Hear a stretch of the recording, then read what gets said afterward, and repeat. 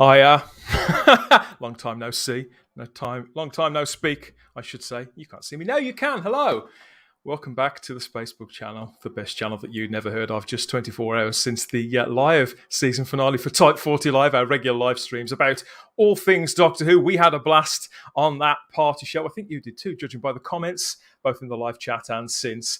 Didn't think we'd be back here quite so soon. We're doing it slightly different this time. Thanks for being here, everybody. Wow. Okay. Yes, lots of people with us already. Looking forward to getting stuck into that. But yeah, this is a live taping of the Type 40 Doctor Who podcast itself. It's the first time we've properly done this.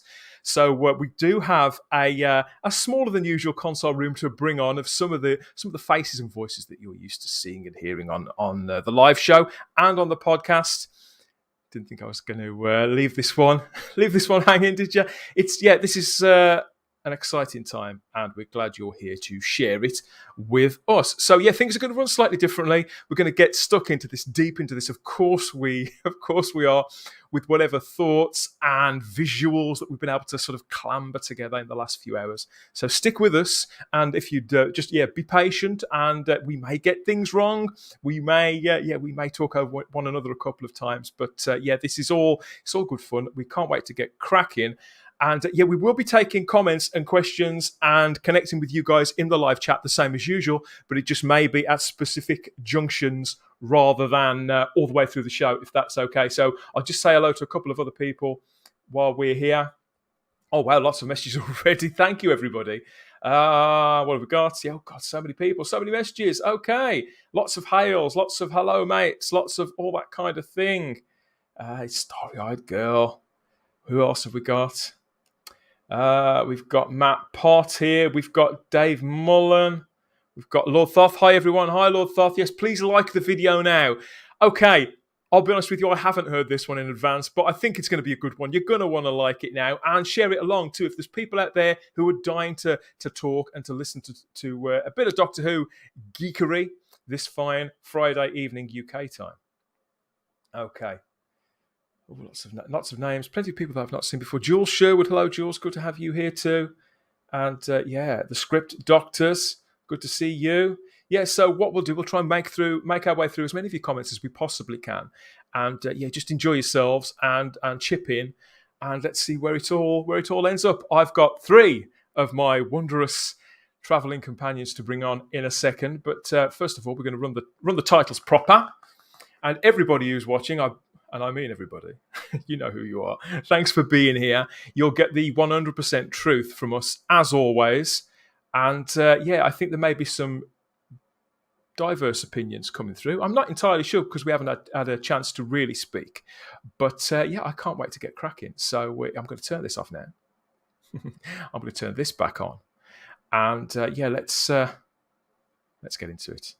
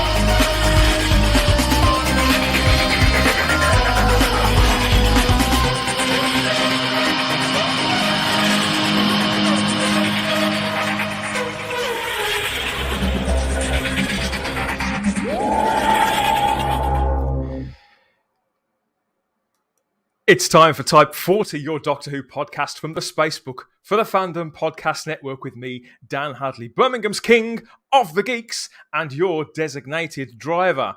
live this time. Now, whether you're new to the show and this entire time stream, or you've been aboard the Type 40 before, you'll be happy to learn we're a irreverent, non-gatekeeping, but eclectic show for everybody, whatever decade or century you started watching, reading, or listening along to the adventures of our hero, Doctor Who. We chat about it all on this show, and all views are encouraged. There could even be a few laughs along the way. Try stopping us. I think it's going to be 1 or 2 laughs on this show. So come and step into our TARDIS and share this journey together here with us on Type 40. Yeah, and no one's more surprised to be talking to you this evening, about this particular subject.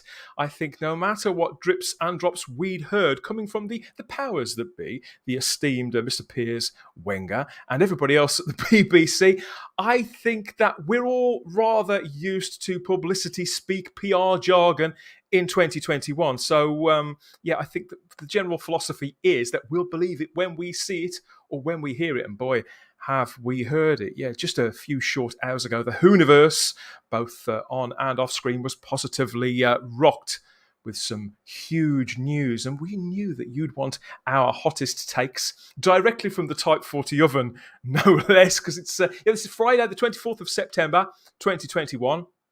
And we're bursting, all of us, them too, with Artron energy to bring you our thoughts about this very memorable day in Doctor Who's nearly 60-year history of very memorable days. Let's be honest. So we'll get stuck into it right away with Who first.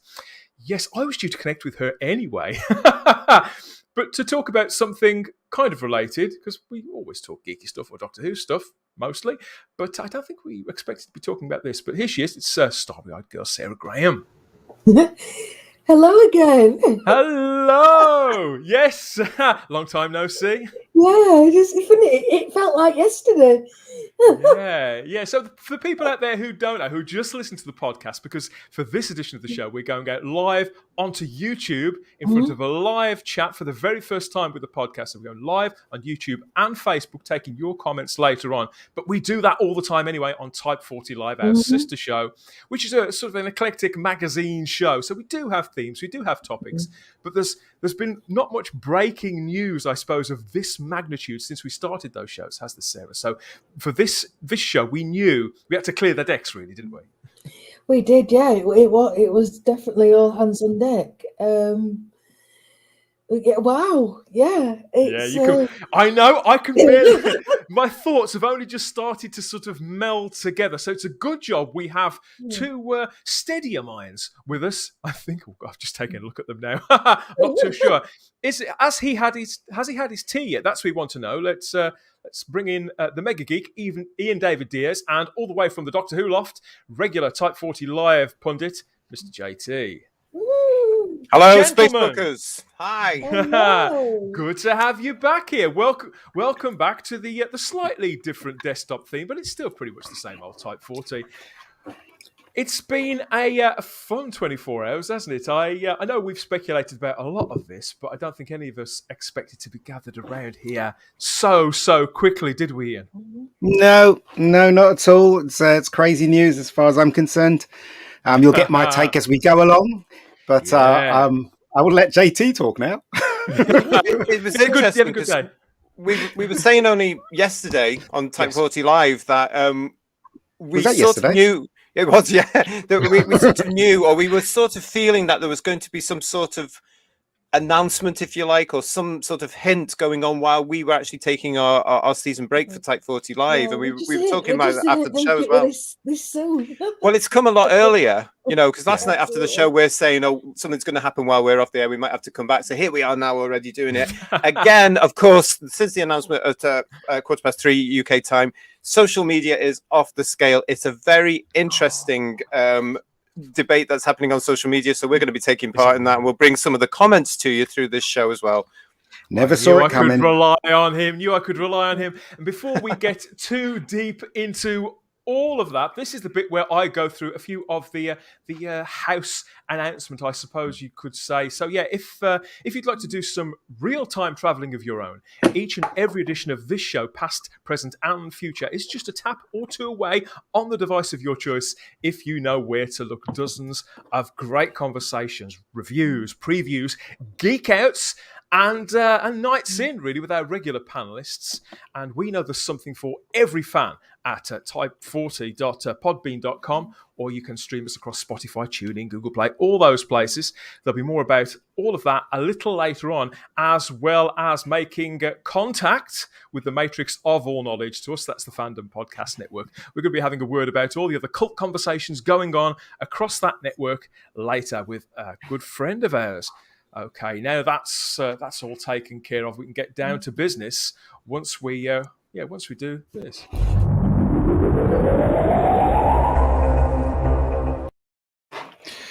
Great. Yeah. Okay. I've billed this one as the second coming. We only had a few hours. I couldn't figure it. It just seemed most apt. I think so.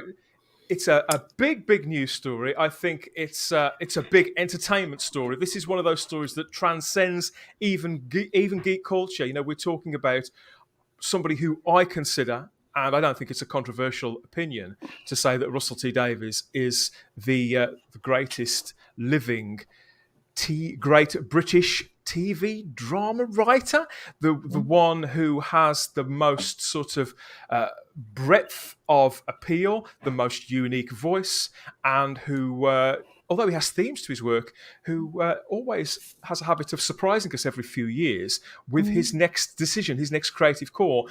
And this one is no different, everybody. So let's get it up on screen. Get it up on screen now. Yes, so Russell T Davies to return as Doctor Who showrunner is the headline there. Something that, I can barely believe I'm reading it. Russell T Davies will make an explosive return to screens to celebrate the 60th anniversary of Doctor Who in 2023 and series beyond. There's no fat on any of this. Is what I like. No. It's very rare that I read a statement like this that actually, like, BBC Studios are partnering with Bad Wolf Productions to produce multi-award-winning Russell T Davies will take control of the TARDIS. God, there's no grammar. There is a full stop. No, you're right. There is no grammar, and there's capital spots. It's awful. Shocking. It's absolutely terrible. It's as though they wrote it very, very quickly. Multi-award. Well, maybe they did. It'll make it difficult for you to read. Yeah. Multi-award-winning Russell T Davies will take control of the TARDIS once more as the next Doctor Who showrunner, the once and future king, succeeding Chris Chibnall, who departs next year. Russell T Davies will make an explosive return to screens to celebrate the 60th anniversary of Doctor Who in 2022. There's lots of repeated text here, but he's responsible for Doctor Who's original revival in 2005 and credited with propelling the show into a global phenomena and making it one of TV's biggest hits. Davies left the show in 2009, so it recounts some of the things that we've already seen.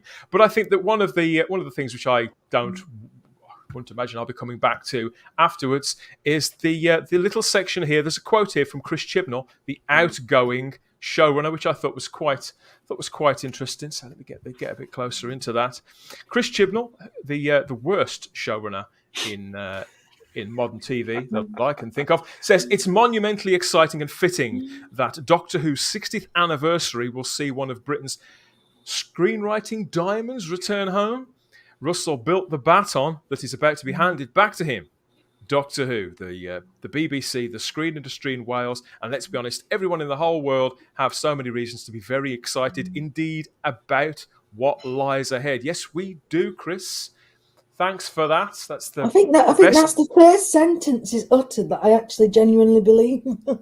Yeah, it's quite well written for him as well. Piers Wenger, the BBC director of drama, added that as the 13th Doctor prepares to embark on new and extraordinary adventures, whatever, the wind of change is blowing, bringing with it is news to delight Doctor Who fans across the globe. That's you lot watching. We are thrilled that Russell's returning to Doctor Who to build on the to build. Sorry, I can't say this without laughing. To Don't build say on the sentence. to build on the huge achievements of Chris and Jodie. Well, whatever. Thank you, blah, blah, blah. Russell T Davies will make an explosive return to screens to celebrate the 60th anniversary of Doctor Who in 2023. So let's say it for a third time, just to make sure we've heard. Wow. This is a positive reality bomb, isn't it, in many, many respects. And although we can't claim here on this channel that we saw all of this coming, we knew that this would happen.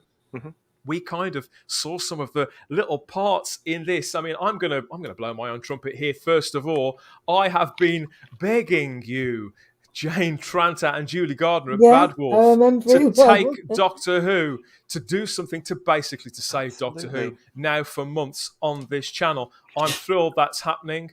Russell T Davies is somebody I admire. I followed his career before Doctor Who, and I've followed it since too. So I am very, very pleased about that. But as somebody who came to the show with Russell T Davies, Sarah, I'd like your reactions first, please. What are your thoughts? Well, I was shell-shocked, to be honest, when I first heard. I was like, I need to pinch myself. Yeah.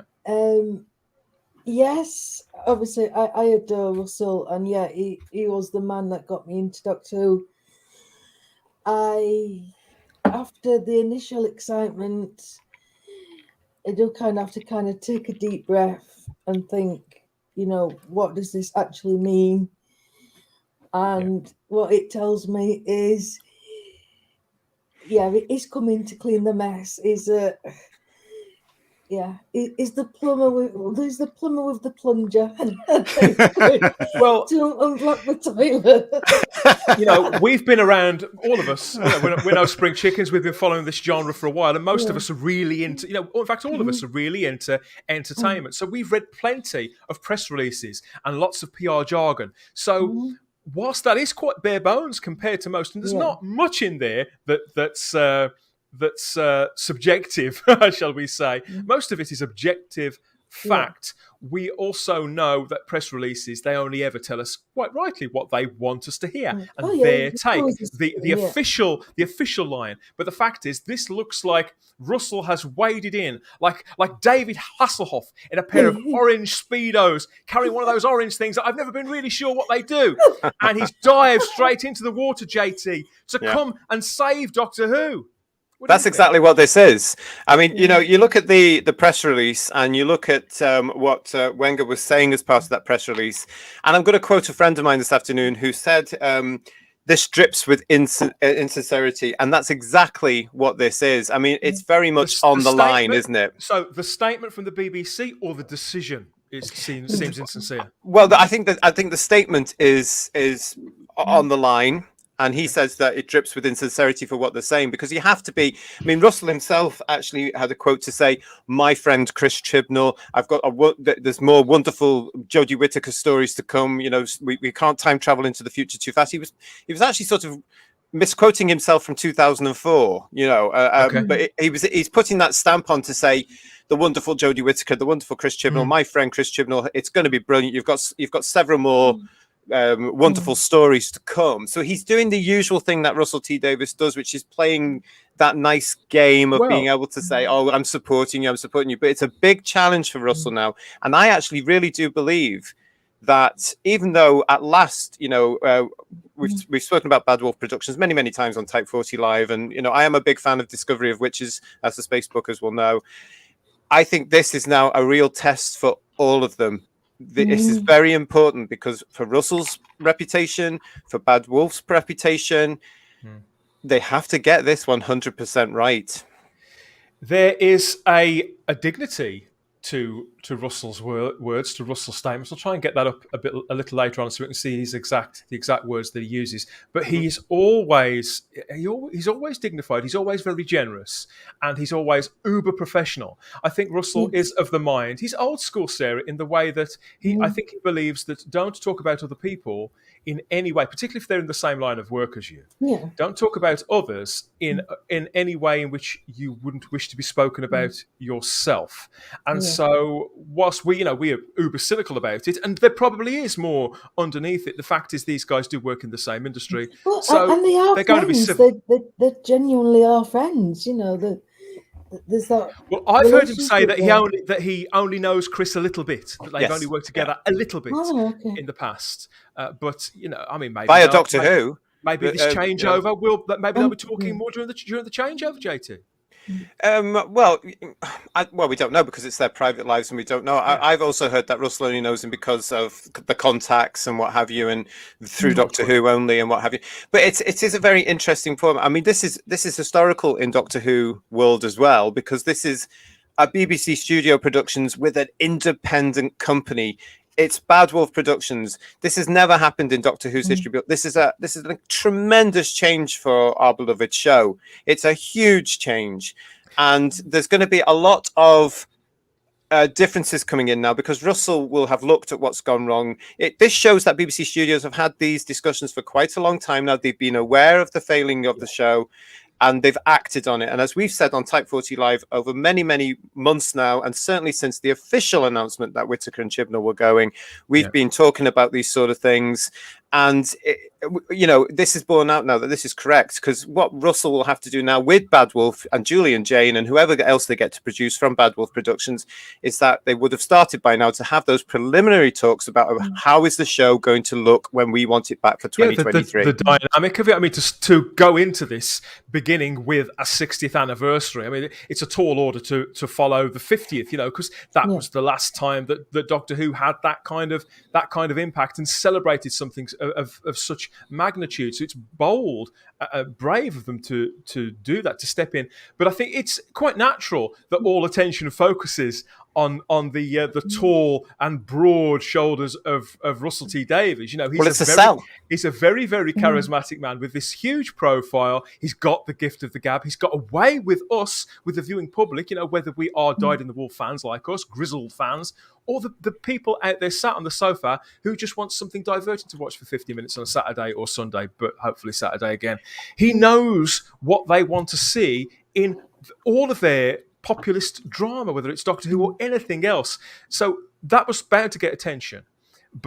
And this isn't just because I got it right. I think that the alignment, the arrangement with Bad Wolf is much more telling about where Doctor Who is going to go long term. Because let's make no mistake, I can't see Russell staying with this show for another 4 or 5 years. No. There will be other producers probably working with him, Sarah, and the baton will probably be handed over.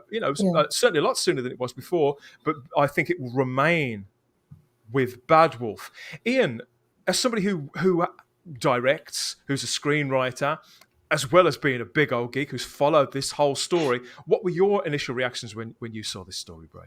I was really surprised, to tell you the truth, and I thought it was very sneaky of the BBC to do this. To tell you the truth, very sneaky, and because obviously they have to please the fans, the real fans, I should say, and so. Really makes sense that they go back to the person that brought it back in the first place. And I have to question why Russell actually accepted this job. Is it that he's not got any work? I don't know what's going on there because he doesn't seem to be not working, if you know what I mean. He's doing shows left, right, and centre. But the question still remains: is it still going to have this agenda running through this show? Absolutely. And is and are we as fans going to be are we going anything's going to be better than the last season, obviously, but are we going to be happy with what is going to be presented to us? And that's the things that going through my mind when I heard it first. I thought time when I heard it I went, yay, he's back. And then I thought, oh, come on, you know what I mean? Like, you just, when you think about it carefully, that's very sneaky of them, isn't it? Very sneaky of them, because it is. To answer your first question, I think that Russell T Davies is at a point in his career where he's just come off the back of arguably the biggest success of his career outside of Doctor Who since Queer as Folk in the Channel 4 drama series from, it was earlier this year, wasn't it? It's a Sin was absolutely massive, had a huge cultural effect. It resonated with everybody who saw it, I think, whichever community you're part of, whatever your sexual orientation is, certainly. And it was somewhat of a darling, I suppose, of the industry. His peers loved it as much as the viewing public did. So I think Russell's in the position where more than ever he can choose his projects. And so I've never seen it. to revisit something that Russell said that he was all out of stories, that he was all out of Doctor Who stories to tell. So that's why, although I think we even mentioned it on the show, the ideal 60th would have been Stephen and Russell writing together a big 60th thing. I never, it really was just pie in the sky. But this is, stuff. Dan, this is like Star Wars, isn't it? JJ came in and he did his thing, and exactly then Ruin came in and then spoilt it all, and then they brought JJ to clean up the mess, as Starry said. And this is what's happening. It's really funny how when these things affect our wonderful, stuff, when it's been infiltrated by this rubbish, it seems to be a pattern going through all of them, isn't it? So it's interesting. It does show from the way I look at this. I mean, firstly, Russell can create his own projects. He doesn't need to be hired. Yeah. He takes projects. He doesn't even need to pitch things. He hasn't done for 20-something years. It's amazing. But one thing that he can do, or one thing that the BBC can do, rather, and what I'm getting from this is, firstly, they've acknowledged big time over the last year the show's gone off the rails. And they're trying to fix it. They're now trying to fix it. But they've gone back to Russell as the man who brought it back very successfully in 2005 to try and repeat that and bring the public back, to bring the fans back, to make it big again. But what I do not expect a repeat of 2004, 2005. I think Russell will have to look at this and change it again and do something different with it. And I think that's one of the things. I mean, Ian, I totally get what you're saying there. And actually, a lot of what we've got from a lot of the social media comments, and myself included, is we're open to this news, but we're all slightly wary because of what's been going on and what's going on in the world. And the fact that, as brilliant as It's a Sin was, Russell, I would say, is now led by certain ideologies, certain young people with ideologies as well. But on the other hand, they all know, and this is where I hope the Bad Wolf production influence will come in, is that they have to get away from the few years that Chibnall's been doing it and all that nonsense has gone in. They have to reinvent this. I think this can go one of either way. So I'm looking at this warily. And I'm prepared to wait to see what's going to be on screen.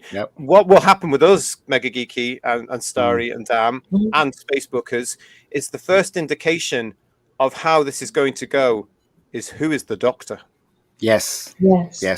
Maybe we'll come to that question in a little while and sort of see what our instincts are about what he'll do with the character and the part, because the two things are tied together. But I mean, historically, if we talk about the lore, we're talking about Chibnall's past. The way Chibnall created the past. Right? I mean, what's he going to do with that? Away from that? I don't think he will. I don't think he will give it next to any lip service at all. I think they've gone to him because this is a man who knows how to get to the bare bones, to the very framework of something, to the heart of something, and to bring it back, stripped back, and aimed squarely at the viewing public. I wanted to just take a look at this statement here from Bad Wolf on their Twitter account. We are delighted to be joining Russell T Davies on a looped ontological paradox. Thanks for that, Julie. I'm a decent sight reader. Where Russell goes, we are proud to follow, and that with BBC Studios, Bad Wolf will be producing the all new series of Doctor Who. It's a privilege to be asked to support him in Doctor Who's future. So I reckon not just the BBC, but I reckon Russell's had a hand in saying he wants to work with Julie and Jane again, to be honest. Yeah. The successful team that brought it back. It wouldn't surprise me at some point if Phil Collinson reappears and if Murray Gold reappears in this mix. You can see Murray Gold reappearing. What do you think, Sarah? Oh yes, please. Yes, definitely. To be honest, I don't want this to be the same blueprint as 2004, 2005 anyway. So if a hand on my heart, I love what Murray did, but I'd rather they find the next Murray Gold, Sarah. But sorry, what you're going to say? I was going to say that the involvement of Bad Wolf, this actually gives me hope, because Bad Wolf Productions, it's a business at the end of the day. Yes, it is. Totally different ball game. Totally different. To make money. This isn't like the BBC where they've been, We've got to sell product as well. And mix that story with the BBC Studios being the merchandising. I would love to know what the deal is. Are they getting 50-50 now? This is why it's so new, because this has never happened before. And even with the Fox thing with 1996, the BBC got the merchandise money. So I'd be very interested. Yeah, absolutely, GT. And also, like we've previously mentioned, RTD was the master at marketing. When he was around, there was merchandise everywhere. Yeah. He could read the market.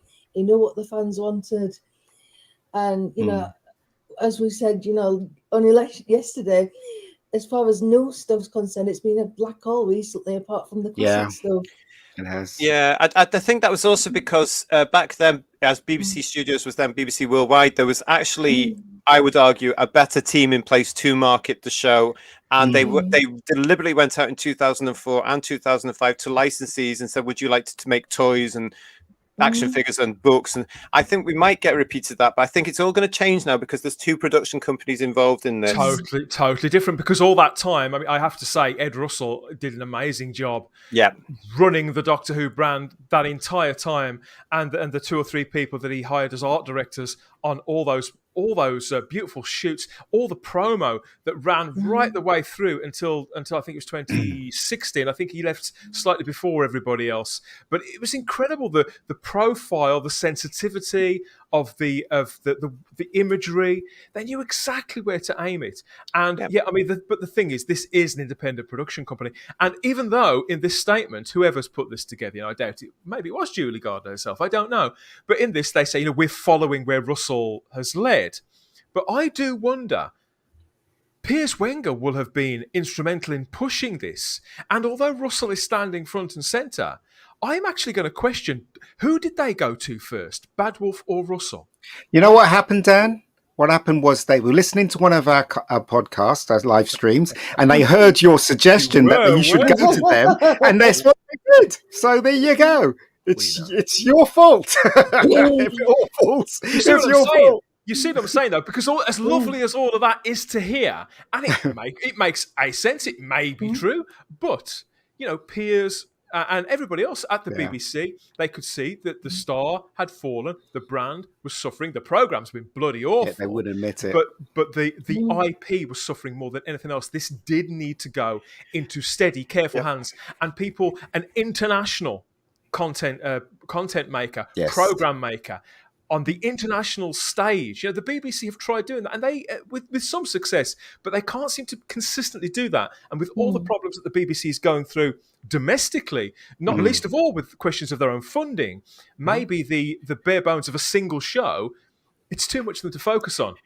You have Bad Wolf, who can do this standing on their head. As you say, JT, Discovery of Witches 3 seasons now? Discovery of Witches Series 3 starts on Sky in January. I am really looking forward to it. I am really into this series. If you want to know more about the quality of Bad Wolf Productions and you don't want to go and look at all their stuff, go and find Discovery of Witches. You can get it on DVD and Blu-ray now, and look at it. You will see, as I've said many times before on Type 40 Live, you will see a plethora of Doctor Who names working behind the scenes on the show, from writer to directors to, of course, Julie and Jane, the executive producers. They also have done some other good quality stuff as well. Dan, one of your shows is The Darkest Materials. They did that. They were behind that. But what's exciting about this now as well, with what Ian was saying, is that we know the BBC television has the ideology and the agendas going on now. With Doctor Who now coming out of it, maybe that was done for its own good, because BBC Studios, as we've discussed before, do not have the same. Bad Wolf Productions, if they have anything like that, it doesn't come through in their scripts and on their television shows. So please have a look at Discovery of Witches. I hope so. And also with the fact that it's now with BBC Studios, an independent organisation, and Bad Wolf Productions, an independent organisation, there's no guarantee that it actually has to stay on BBC television. Well, that's a really good point, because Bodyguard and numerous other shows, in fact, end up on Netflix. Running at the moment, they get badged as BBC shows, but they're not really BBC shows. Well, look at Discovery of Witches. That's Sky. Yeah. It does make me wonder. I mean, I think we're onto something here. everybody. Could be the future. You don't know what's going to happen with the BBC in the future, Dan, as you said there. And as we know, we've discussed before on Type 40 Live many times, over 90,000 households in the UK have cancelled their licence fee. Strictly Come Dancing came back on Saturday with its lowest ever season opener, 7 million. Now, this show used to get 14 to 15 to even, I would think it got to 19 million in 1 year. It's now got 7 million. EastEnders is down to 2. they will have to look after Doctor Who, and what they won't want to do is spend time and probably extremely good money from 2 different independent production teams on this. This could look very, very glossy, Space Bookers, but they won't want it to fail. They won't want it to fail. What I'm interested in as well is it's the fact that it connected, really. And I know this is all very confusing for the people out there who don't live in the UK, especially don't understand the licence fee or the BBC. It is very, very confusing. But the BBC has a charter. They have a charter. You've probably heard of the Gender, the Inclusivity and Diversity Charter, which was brought through in 2016, wasn't it, Ian? Which they have used. They've beaten the schedules with that, which has led to a slate of programming, which in many respects, in many cases, I view as completely unwatchable. It's that on the nose. So they have got that charter. But the BBC have always had charters by government appointment over the decades for different things and different quotas. So they've always had to bend to the charter. But independent production companies are not privy to the BBC charter. And as I understand it, JT, from you've said that, I forget the BBC Studios is a different ball game too. So whilst I won't say that agenda won't come into it, I'm sure it will. Particularly, Russell has a voice. He's got a big voice in it to do with representation. You could arguably say that he championed that kind of TV in the first place. But he also has a lightness of touch, a grasp of character, a understanding of the shape of drama, a brilliant, fantastical fantasy mind that I never believed in when he said he was dry of Doctor Who stories all those years ago. But what else was he going to say? Another guy was about to take over. Absolutely. I mean, that was just him being, as you said at the top of the show, that was him being nice, wasn't it? It's being pleasant. I mean, he's gonna look at this and think he's going to be inspired more as well, because he now needs. We were talking on Type 40 Live only last night, and I used the word course correction. He knows that's what he's got to do. And as I said as well, I do reckon he's going to have a bit of weight on his shoulder, as will Julie and Jane and anybody else that's coming in on the production side of this, because they have to get this right. They have to course correct. They have to fix it. They have to bring it back. They have to get all of us back. They have to get the UK public back. And now with this official news, the international market is very important. They have to get the international viewers back as well. It needed listening to JT. Ian, sorry, go ahead. They did need to take a big swing to get the international audience to even remotely pay attention anymore, didn't they? No, I was just about to say, listen to JT. I feel so much better about him being appointed now. So, thanks, JT. It's great to know, but I think I like Russell. I'm like you guys. I've met him a few times. I enjoyed his era. I did enjoy it. I thought it was huge. I enjoyed the fact that as fans, we weren't looked at as geeks anymore. Everybody was talking. It was a magical time. I always refer to that week in 2008 between The Stolen Earth and Journey's End, where the whole of Britain was talking about Doctor Who. And then they were great times, weren't they? They were brilliant. Now, if they can recapture that in a new format and bring it back, but as I say, the indication for me, I will relax a little bit more when I know who they're going to cast. Because if it's anything I won't agree with, I won't be on board. Yeah, but the thing is, though, you have to remember as well, even though they separate from the BBC and the agenda and all that stuff, the whole of entertainment still has that kind of agenda in there. But isn't this a great way, Ian, to lead the way to change that? Exactly. And do you know what, right? When Russell T was doing the show originally, he had a bit of agenda in there, but he done it with respect. Do you know what I mean? Captain Jack, he didn't rile on white males. Captain Jack. Exactly. So Captain Jack was a great creation. I think the word you're looking for is measured, Ian. Yes, nuance. But Chibnall didn't do that, and nor did the writers. They wanted to bang it on your head and say, "This is what." Do you know what I mean? So I think he's going to make a huge difference, and I hope that he. I just hope it doesn't go wrong. That's all I can say. So I want some real Doctor Who back. That's what I want. As I say, I think we'll know, and we will definitely talk about this on Type 40 Live when the news breaks, possibly at the end of the year. I would say it's more likely going to be next year as the casting, because they'll go filming next year. They'll be working on the production now, won't they? And they'll be getting the scripts and the production team together and the budgets together and looking at designs. They're going to, and the brilliant thing is though that they've got experience of this now. Russell, Julie and Jane have been through it before. I mean, even small, beautiful things like it was Julie that pointed out the design of the TARDIS that they had. The interior of the TARDIS was wrong because it would take from the police box doors to the console an actor too long to walk from one to the other. She was that into it. So all these things now, they can hit the ground running because they've got those templates. They know what they're doing, as well as add the influence of what do Bad Wolf want to do, what do studios want to do, what do they need to do. But as I say, you know, it's an interesting and slightly exciting time. But that casting thing is going to be next year. We'll know about it. I'd just like to say, Julie, I'm available as a director. So you're looking for a good one, I'm here. Just seen his new show reel is incredible. You need to see it, Julie. There you go. I've got a couple of quotes here that I wanted to read out. These are tweets from two good friends of mine. They're the gentlemen that launched Type 40 with me 3.5 years ago. I've got one here from Kyle Wagner, who's still the head honcho at the Fandom Podcast Network. What is a honcho? Kyle, what's a honcho? I don't know. Kyle says, kind of what you said there, Ian. He said this is a move to stabilise the ship.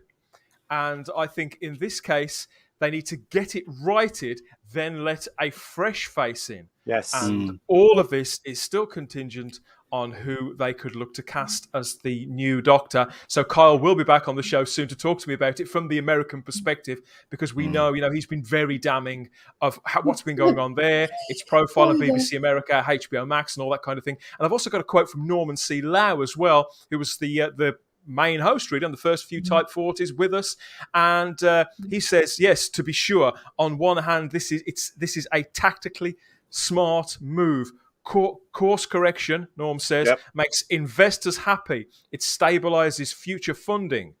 But on the other hand, who knows if an untested, unknown showrunner could have brought something newer and different to the table. So Norm's quite 50-50 on it. And that's, I would imagine, I haven't really had time to look much at social media, so I don't know if that's the way that people are generally feeling, whether there is that 50-50 on it. But we're going to...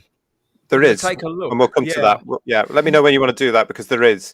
I have to say, I like those statements as well, because I think that's how the majority of it, it's certainly how I'm feeling now, because, it really is up in the air. It is, they're using the Russell statement, Russell's going to be the showrunner for the next series, because that's the big sell. So, all the investors, all the franchises, or the merchandise people will love that news, because they'll think, well, we had huge success with him back in whenever it was, and we can do it, and he's going to do that. But that's the important thing about this new version of the show, the all new Doctor Who, as Bad Wolf have said. Can I add something there, JT, as well? There is a big difference between what happens now from next year and the previous hiatus, because obviously it was before my time, but I recall that you all just missed Doctor Who. You wanted it back.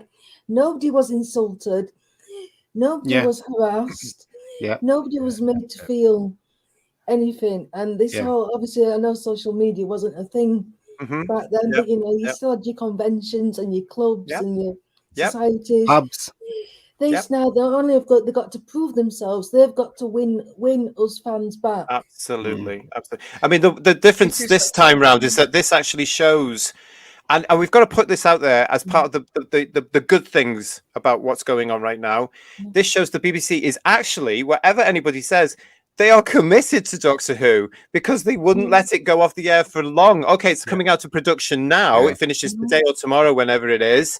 And then it's off there. It's away for a year. We did highlight that, and we did highlight the differences between the show going out of production being cancelled, both on Type 40 and Type 40 Live, didn't we? Absolutely. So it is out of production for that bit, but it's actually in production in a brand new way with two different other companies for the first time in its history. Can I ask you guys a question? Do you think this just came through my head, and not much goes through my head, let me tell you. Do you think, that they basically asked Russell, to come back just for a while, but they're not making that public? They say, come back just as the face of Doctor Who. You could do whatever you want, whatever. And Russell goes, no, I don't want to do it. Why can't you just stay for a while? Just stay for until it's stable. I think that's exactly what's happening. Do you reckon that's what they did? I think that Russell won't remain with it, but I believe that Doctor Who will remain with Bad Wolf Productions. Because they needed a face, didn't they? They needed a face to go, right, this guy's going to take care of Doctor Who. I don't know. because don't we know. know who Julie Gardner is, and I adore that woman, but the Yeah. general public don't. Hasn't- And yeah. I would, she hasn't got that. She's not as front facing. She hasn't got that ability, that draw to make people sit up. You see a new drama listed from Russell T Davies. I personally clear the schedules to watch the thing. Whether it be on DVD or streaming or whatever. I make sure that I can see it somehow. He has that power. It's interesting because, of course, the public won't care. All they'll see is Doctor Who. And as far as the public are concerned, they're going to, they're not watching it, we know, but there's Doctor Who this year, there's Doctor Who next year, and then there'll be Doctor Who for 2023, the 60th anniversary. Now, again, this shows that the BBC were very aware 2023 is the 60th anniversary of the longest running science fiction show in the world. They didn't want that break. They didn't want to take off. We all speculated that it would be healthy to take that away. They didn't want that. They've actually done something about it to say, no, it's going to be there. It's going to be big. And, just to answer the Retro Doc's query before, this, what we've been made aware of through the press releases today is that there will be some sort of anniversary feature from Russell and Bad Wolf and BBC Studios to for kick it all off. 2023. And then a possible series coming out again, as we have predicted. And I will line that up with another one of my predictions. I believe that 60th anniversary special, this is something I've said it before, I'm going to say it again now, will probably be in the cinemas too, if not even bigger than the Day of the Doctor was. That did incredibly well in the cinema. They're going to want to repeat that as well. So I believe this will start with the nearest that we've got to a Doctor Who movie ever. A Doctor Who movie for the 60th anniversary in cinemas by Russell T Davies and Bad Wolf, literally raising the game, raising the scale of the show, raising the scope of it and the ambition of it in the way that you've often bemoaned the last few years, Ian.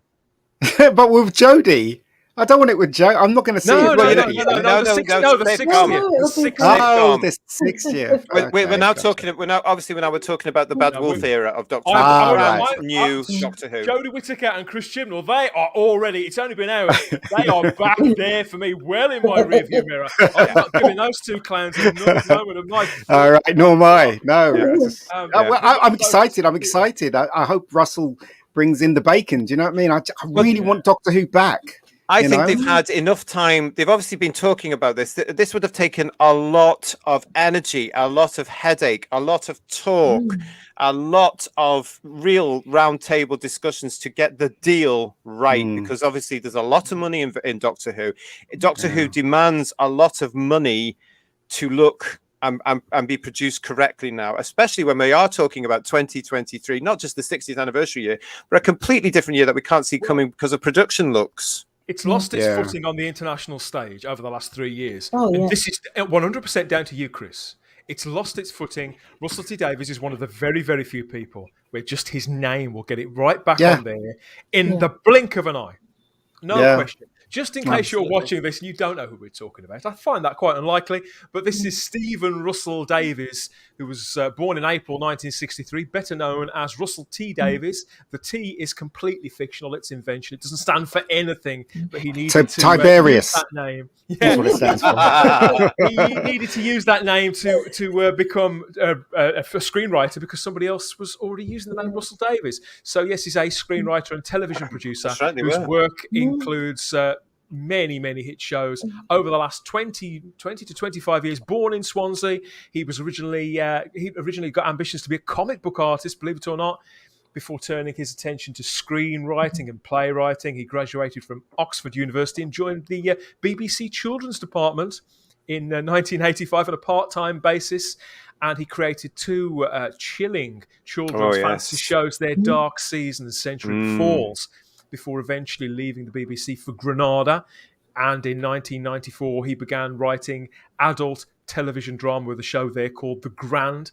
His career increased in profile with notable highlights such as Queer as Folk for Channel 4, The Second Coming, which was his first collaboration with Chris Eccleston. There was Bob and Rose, Casanova with David Tennant, before he secured that position as the man who would bring back Doctor Who. He was even given an OBE in 2008 for his services to drama. And since he's left the show, he's faced a tragic personal loss a few years ago and then resumed his career exactly the same as before he started doing Doctor Who, with shows like It's a Sin, we mentioned earlier on, a very British scandal, and years that we've got, we're looking at on screen now if you're watching the video track. So these are shows that, yeah, there are certain themes that the man does return to, and he does have a voice, but it's compelling television that can turn up on any channel depending on its tone, on its precise audience, and everyone seems to just hit the back fence. He hits a six every time. He's a very nice guy. I mean, when you see him being interviewed, you can tell he's a happy chap. Do you know what I mean? I've seen Chibnall interviewed once, and he doesn't seem happy at all. He's very closed off. He's very kind of anyway. He's a quieter man, isn't he? And to be fair to him, I'm going to try to be fair to you, Chris. Not everybody is as brash as we are they, Sarah?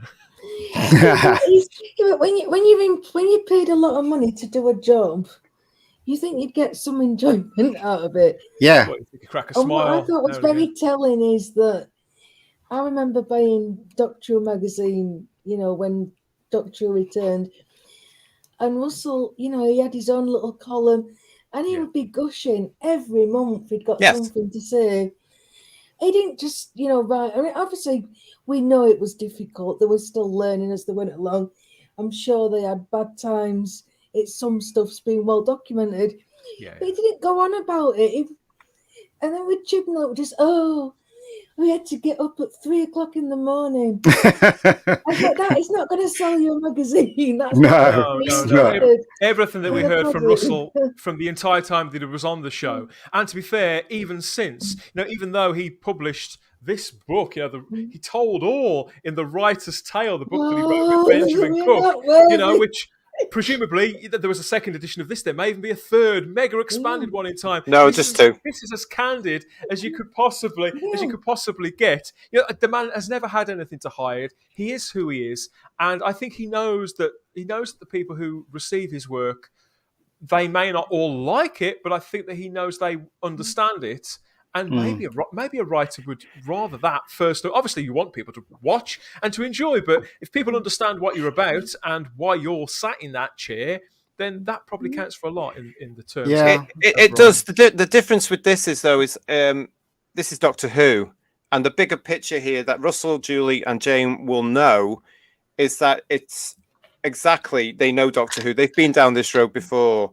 And yes, it has to move on slightly. It has to be course corrected. They have to look at what's gone wrong with this era. BBC Studios will be very happy. Good evening to BBC Studios, who are maybe watching the show. Hello there. We've got all this element.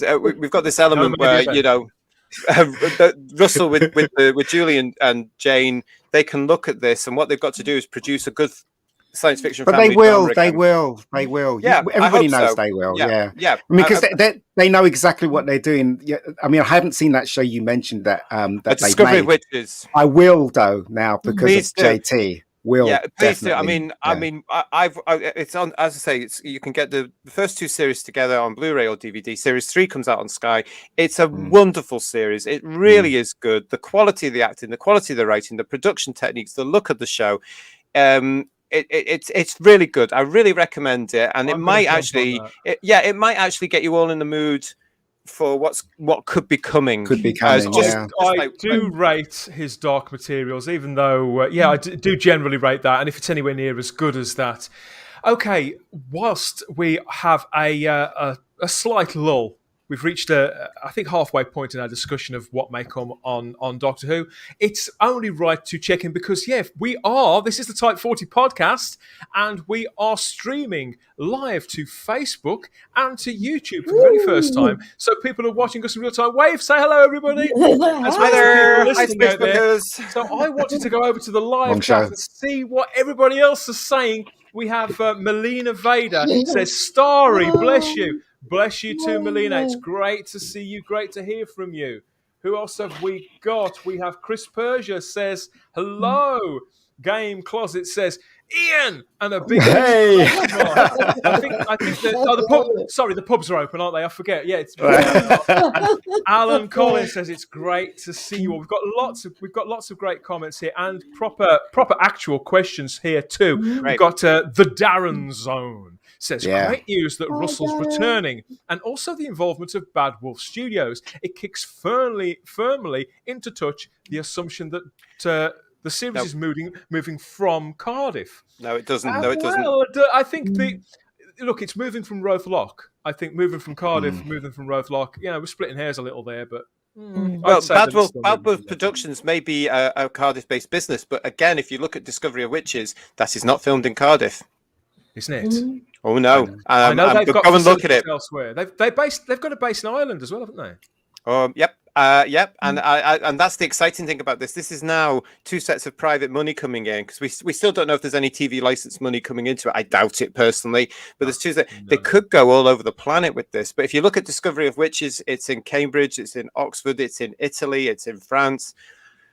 Wow, it's great. When they say all new, they really, really mean it. Crimpline Doubloon is watching in the chat on YouTube and says, did the news come today? Because filming wrapped today on the centenary special.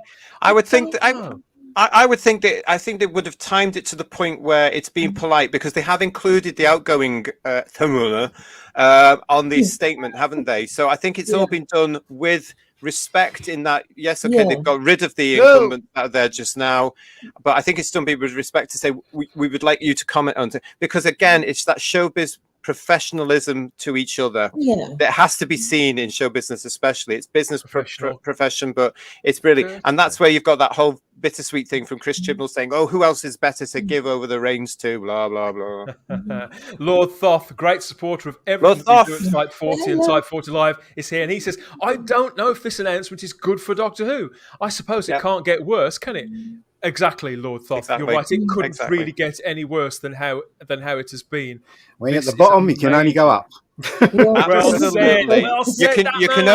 You can only bring all the public and all the fans back now, can't you? But again, for me, it's going to be that casting announcement next year. Yes. Alan Collins says, so many questions. Is it a 50-50 deal? Who has ultimate creative control? I don't know. I think that's impossible to say.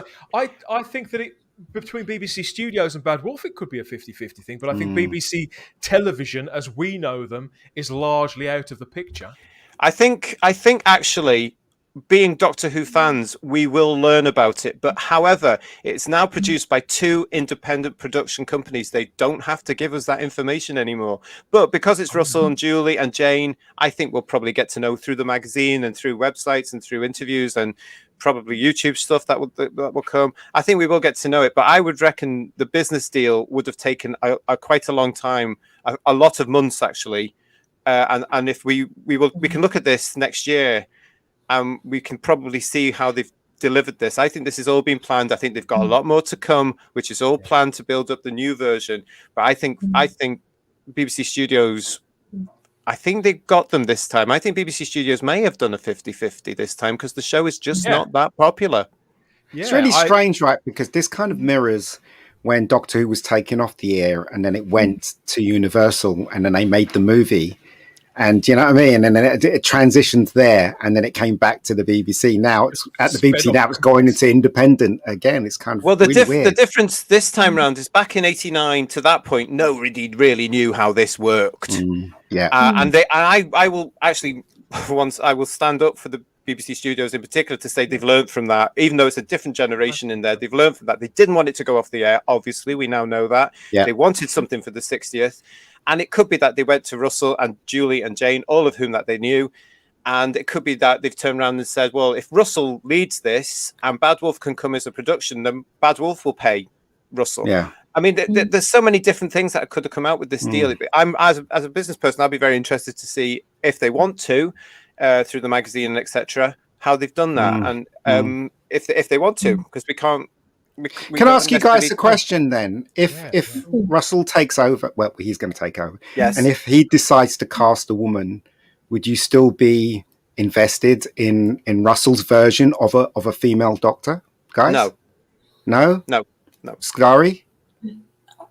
I would give it a chance. Right. But I think I will because of Russell. I'll give it a chance. I prefer that it wouldn't. Because my personal belief is that the Doctor should remain a man. I've said that all the way through. The Doctor is a male of his species. I do not accept the unnecessary gender change. I hope that they will realise common sense. The British public rejected the female version. I don't care what their personal politics and ideologies are. You've got to move with the times. You've got to forget Brexit. You've got to forget all that nonsense. You've got to forget all this because you're not moving with the British public. It's been 5 years since Brexit. It's been 5 years since certain elections happened. All those kind of things. You know, the fact that yes, this is a commercial entity again. This needs to be commercially successful. Go back to hopefully, we are going to get back to storytelling. Bring the Doctor back.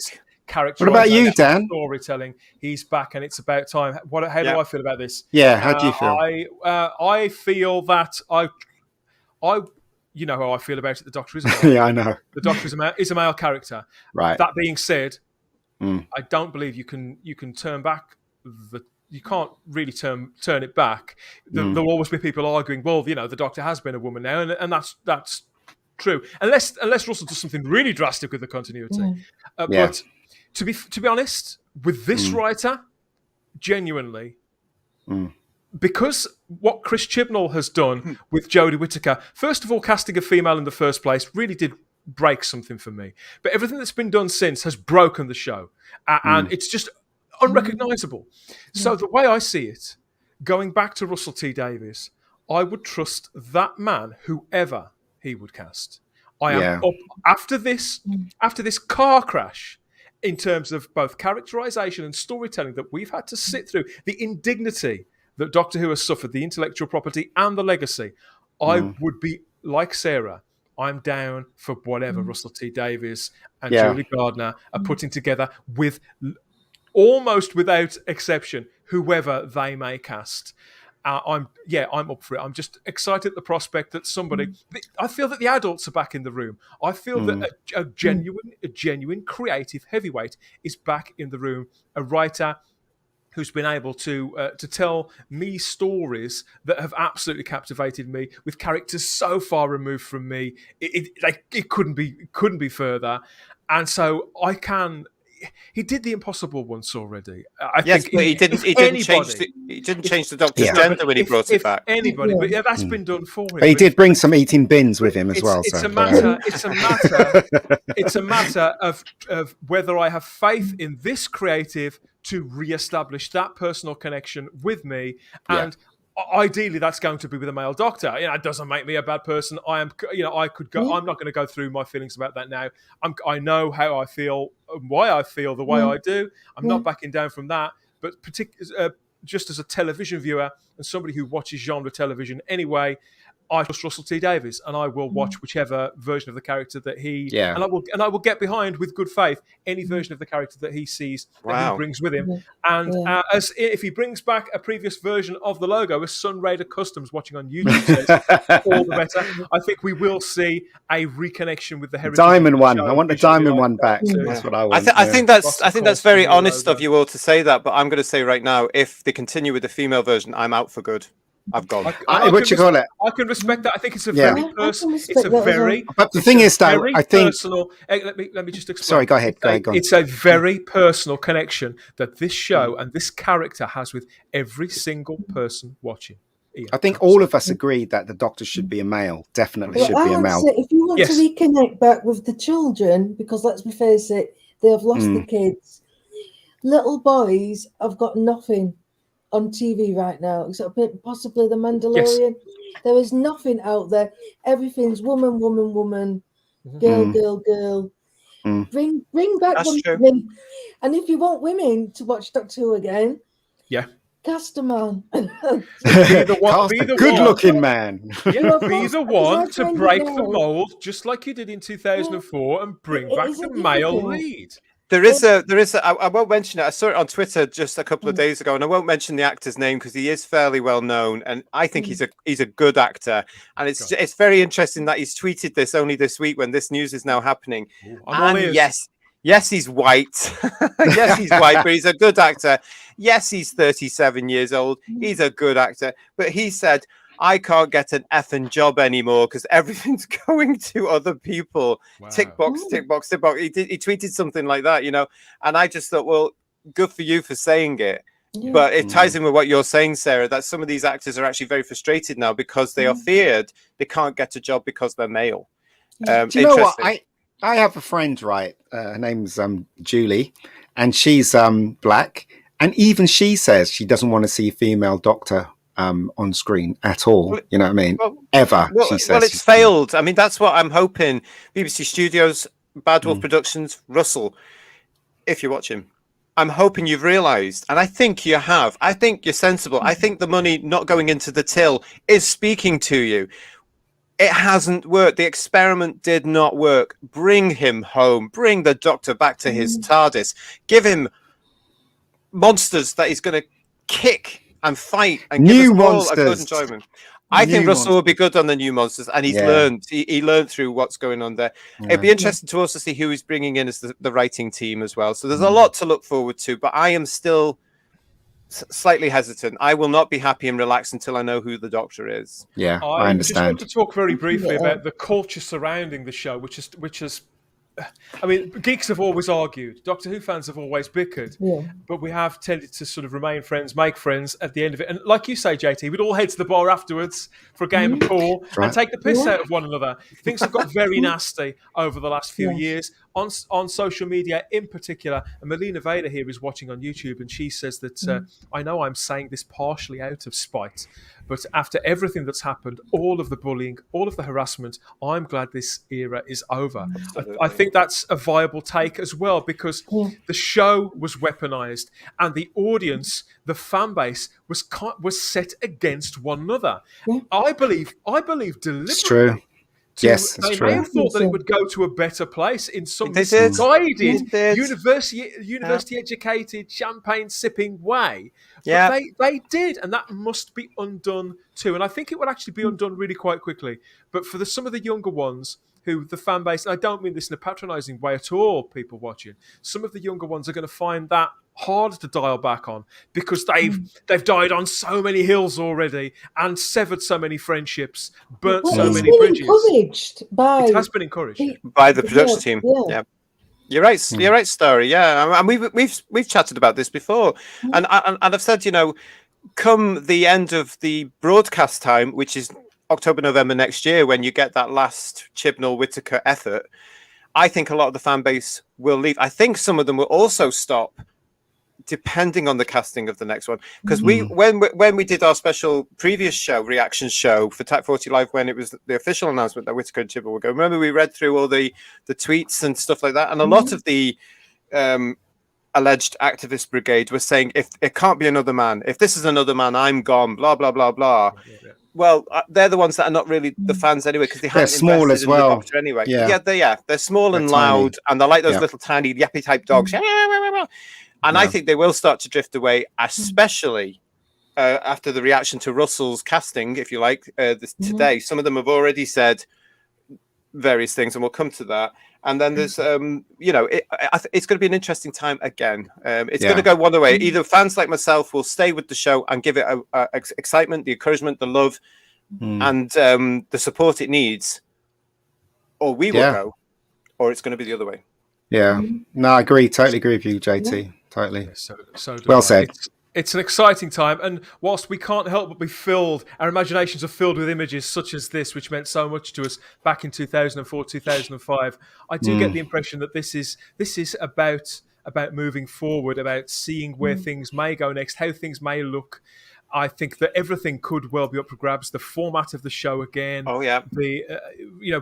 We'll talk a little bit about that when we come back from the break. But yes, now this is that moment in the show. Stick with us for a couple of minutes. Go and take a pee or make yourself a drink or whatever, or sit and take in this advert, because yes, we're part of the Fandom podcast network, and although the Shadow Proclamation, for example, they may have quite a tight rein on things in Russell T Davies' Doctor Who universe, but even they can't get hold of decent genre podcasts without connecting with the Fandom podcast network. So here's a few words about all of the other shows that are over there with a friend of ours, and you can meet JT, Ian, Sarah, and myself back here for more speculation in a couple of minutes.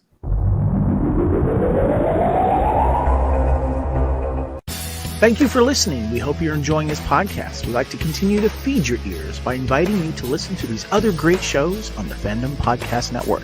It starts with our flagship show, Culture Clash, discussing the latest in entertainment pop culture. Bloody Kings, Immortals Take Notice, our show covering the entire Highlander universe. Couch Potato Theaters, where we celebrate our favorite movies. Time Warp, the Fandom Flashback podcast discussing a year in movies and our favorite retro movie and TV pop culture topics. Good Evening, discussing all things Alfred Hitchcock. Union Federation, our Star Trek and Orville show. Hair Metal, the 80s and early 90s rock metal podcast. Type 40, our show covering the time-traveling Doctor Who universe with host Dan Hadley. Lethal Mullet, an 80s and 90s action film podcast with host Adam P. O'Brien. Also check out the Lethal Mullet Network for more great podcasts. What a Piece of Junk, a Star Wars podcast with hosts Scott, Derek, and Nathan. Making Treks, a Star Trek podcast, a deep dive into the final frontier with host Mark Newbold and Adam P. O'Brien. And check out our newest shows, The Fandom Show, our monthly Fandom Podcast Network live YouTube exclusive show about the month's hottest topics in fandom, and the FPN True Believers MCU podcast, discussing the Marvel Cinematic Universe and the related Marvel television and streaming MCU universe, including the connections to the original Marvel comics. You can find the Fandom Podcast Network on several platforms. Please subscribe to the Fandom Podcast Network YouTube channel to receive notifications of new podcast episodes and live events.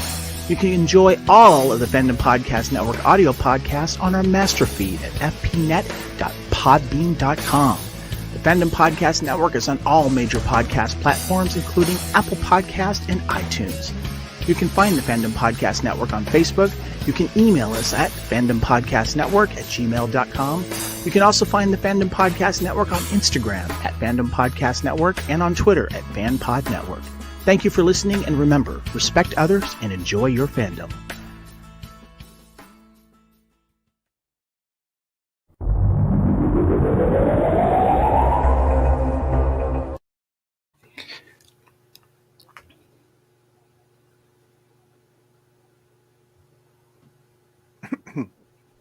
Respect others, remember.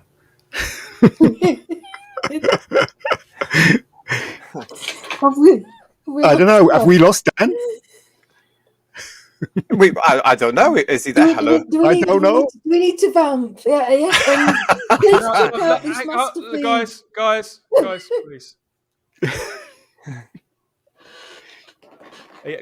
Let me do this first, please. Yes, we've teased and tantalized you there, and we can even clothe you too. There's merch to match all of that, including Type 40. If you head over to the tpublic.com store, search for the Fandom Podcast Network, and you'll find a store full of all the team colours for all of the podcasts, on everything from T-shirts to those phone cases and tapestries and all those other items. Treat yourself. Treat your other selves, and it all goes to support the Fandom Podcast Network into the bargain, so everybody wins. Yes, we're back with Sarah, with JT, and with Ian to talk all things Doctor Who in 2023 and forwards in time and space, everybody. There is a future after all, so it seems. Let's check back in with the chat here, watching live on YouTube, and see what people have to say about all of this. Yeah, all people are... People have really, I think generally speaking, I think it's a very positive reception. And people are asking questions of us and of one another. I've got a comment here from Demon Synthwave. Do we reckon Davies' interests are still to make the show great? Or do you reckon he's fallen to the woke plague? Will the BBC allow him free reign? I think we've answered that one, to be fair, Demon Synth. But we understand your concerns. And we know what's happened. And, I think we know where the blame lies generally. We've done a lot of forensic work on this, JT, haven't we? We have, yeah. And just Demon Sin, just to remember as well, this is going to be a major change for us as Doctor Who fans after all these many, many years. It's no longer only the BBC's decision. Bad Wolf Productions are partners in this. They are putting money into this. They are investing in this. They are running this with BBC Studios. It's no longer just the BBC now. There's an independent company there who has to have money back. through the sales of the show, through the merchandise of the show. They need to make it extremely good as well. So it's no longer just a BBC problem. We're going to have to get used to the terminology of how we talk here. Now, if we don't like something, it's going to have to be, oh, the bloody BBC stroke Bad Wolf. The culture around the show, in my view, the culture war is dying off. This is all coming to an end. And whilst I'm sure that a lot of these grievances are going to be showing they're going to show their faces in popular culture for the time being, as shows that have been produced in this time all reach the end of their natural lifespans. I think that Doctor Who has a chance here of coming out of the gate and leading the charge into the next era of media, of entertainment, of geek culture, and just being better and reconnecting with what we love about not just this show, but a lot of the other ones that we follow. So whilst I understand the cynicism, there's a lot of cynicism in the live chat as we watch over on social media, and there's still part of me, and there probably is part of the three of you too. Well, but I think all the signs we've all been burned. Yeah, you're right, Starry. I call it battered and bruised, mate. I really do. We've been battered and bruised over the last few years. All the signs are very, very positive that we can look at images that resonate with us from not just the new series, but right back to the classic show too, and maybe feel our way back to the show, back to the central character, and that balance of what good Doctor Who storytelling is. Yeah. I think that's what we've been missing more than anything else, Ian. And even though I understand your question about the lead character and the gender of the lead character, I think if that character, whoever plays them, theoretically, I would never have swapped that gender in a million years. I think it has damaged the character. But if I'm being objective about it, there is no real reason why a woman can't fulfill that role. We've got with Doctor Who, what's gone wrong over the last few years, but has been several problems compounding one on top of the other. The reappointment of Russell T Davies, the involvement of Bad Wolf, I think alleviates much of that pressure, and that weight. It's going to give real storytelling room to breathe and grow. And I just feel that there are more options now than there probably have been since 2011, 2012. And although the central character is the central character, it's called Doctor Who. I think Doctor Who storytelling has a flavour of its own. I wish I could share. I wish I could share your enthusiasm, Dan. This is totally different. This is totally different. Right? When this was announced that Russell was coming in to the show in 2004, I was there. I was like, this is brilliant. It's brilliant. But older and wiser heads now. All I can think about today is, okay, yeah, we've got to be optimistic. We've got to see. I'm going to wait for the casting of the Doctor, but I still think about that awful, awful, awful Sarah Jane story where he tied Tegan with Nyssa and all that nonsense, which was a nod to what was going on television with the woke issue. And then I've seen other things, and I know other things. I know certain viewpoints he's got, and I am partly worried. But we're gonna, as I say, we're gonna have to wait to see who they cast, and then I'll make a judgment from that casting onwards. I think, but it's worrying. I think that we can look to the people as well that Russell T Davies has worked with in the interim since he finished work on Doctor Who. The people he's working with at the moment on Big Finish on their release of Mind of the Hodiak, which is that original script that he wrote in the mid-80s and submitted for Colin and Bonnie, which is coming out for Big Finish next March. That's being adapted by Scott Hancock and Emily Cook, and it wouldn't surprise me if Scott ended up with a writing slot on all new Doctor Who. I think he's a decent writer too. I haven't got any objections to that either. There are other people that Russell may want to connect with from when he was on the show before, bring them back, but I think it's quite likely that he's formed other allegiances too. I would think so. Because he's acted as a sort of mentor role as well, so maybe there are young writers he wants to bring through. Bring in new talent, but the key word is talent. Don't bring in activists that know nothing about science fiction or fantasy. Or the show, or Doctor Who. Or soap writers. When you Don't bring soap writers in. Last year, Sarah, you met Russell T Davies, didn't you, at a private event in Cardiff? It was a small audience, wasn't there? But he talked there, didn't he, about people, younger people, that he was kind of taking under his wing, both actors and writers. He doesn't talk about it greatly, but he does kind of mentor people, I understand. Yeah, he does. And this was just before it was just starting. I don't know if he was just starting production or he'd just finished production, and it's the same. And he was talking about the cast and the crew. And another thing Russell likes to do, he likes to employ local people. I mean, he's very active in, one, putting Wales on the map, but, the Welsh Lib. I mean, that's one of the reasons why it was the same team, for Torchwood and Sarah Jane, because, he'd start filming Doctor Who, people would go off to other jobs, and then there'd be nobody there, to carry on Doctor Who. So this ensured that, the team that he'd got, they were employed, throughout the year. And he was very aware of that. Yeah, that's why Bad Wolf was a sort of spin-off from all that. 'Cause, as I say, if you watch, I'm clinging to a Discovery of Witches here, and my love for that show, and the fact I can watch that show and not feel preached to, or bashed about race, or made to feel guilty because I'm a fella, or anything like that. And it's just good drama, and it's good to watch, and the actors are brilliant and what have you, and the two leads are equal in that. Matthew Good is the male star, and I've forgotten her name. I do apologise to the actress. The wonderful actress is the lead in that as well. I can't remember her name. Yeah, she's really, really good. Oh, I'm so embarrassed. You know what? I'd forgotten that, because that's been something that I think even Stephen Moffat kind of lost that grip on, that balance, that 50-50 balance between the companion and the Doctor, didn't they, Ian? Didn't they, Ian? No, definitely. We want to go backwards now, do we? Definitely. I think we do when we look at the balance between the Doctor and Rose, the Doctor and Donna, and the Doctor and the Doctor and Martha, and to a slightly lesser extent, the Doctor and Amy, because I think that did get kind of clouded as time went on. But I think Stephen's initial intention was to do the same thing. I think it did work, and that's definitely been lost since. I think that Stephen lost a grip of that. I loved Bill. I thought Pearl Mackie was lovely in that part. But you know what? I think the same. Yeah, I know. I think, look, if he's the Doctor, he's the star of the show.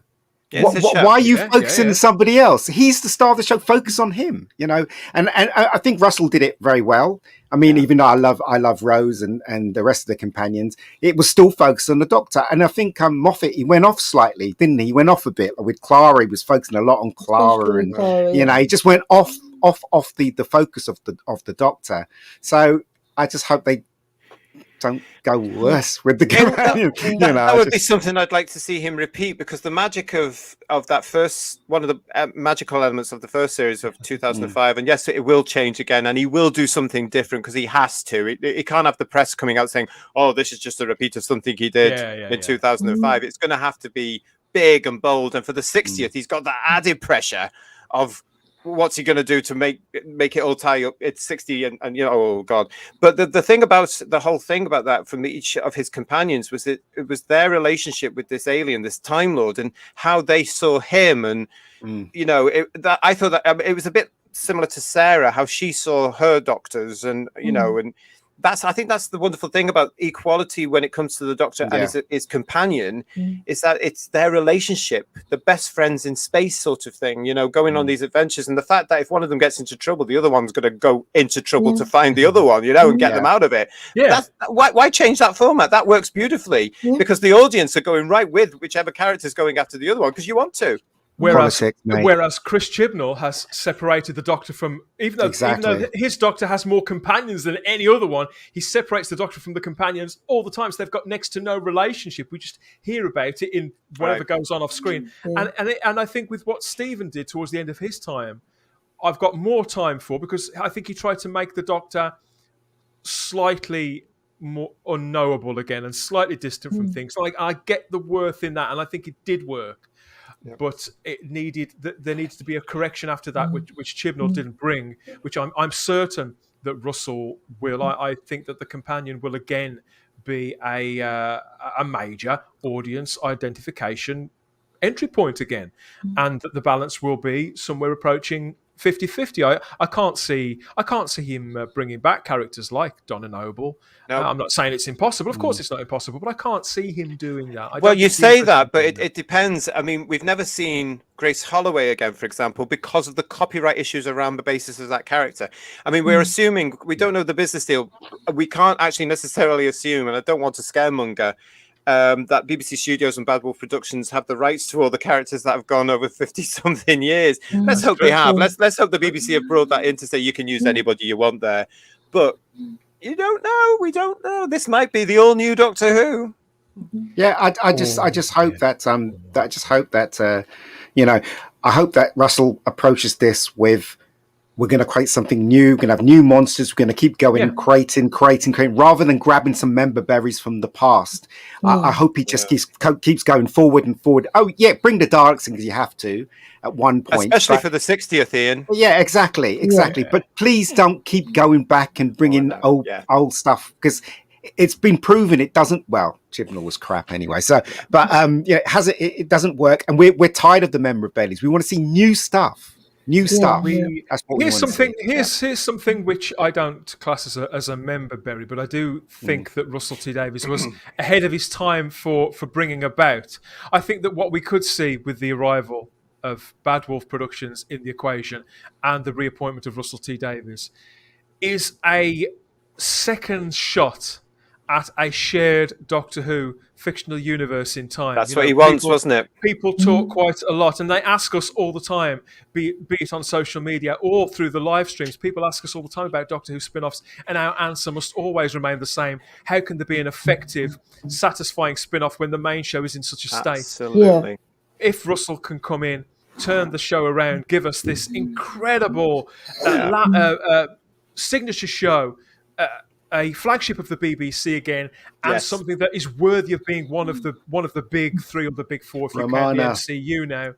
We can look across to other franchises, to the Star Wars, to the Star Treks, and various other things where they're running different shows and movies all at the same time. Doctor Who was doing this 15 years ago, and they buggered it up basically. Yeah. This is a second shot at this. Yes. Okay. Totally agree. We've lost Liz Sladen. The Sarah Jane Adventures can't come back, but a similar show may be viable 5 years down the line.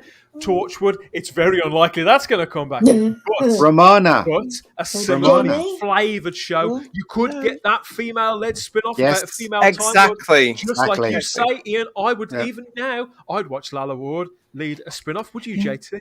No, but you know what I'm saying. You know what I'm saying. I know what you're saying, and I totally agree. I mean, we spoke about this on Type 40 Live a few editions ago, where Russell had actually come out saying, I don't understand why the BBC haven't done this Marvel type thing where you can have a whole channel based on Doctor Who shows as well.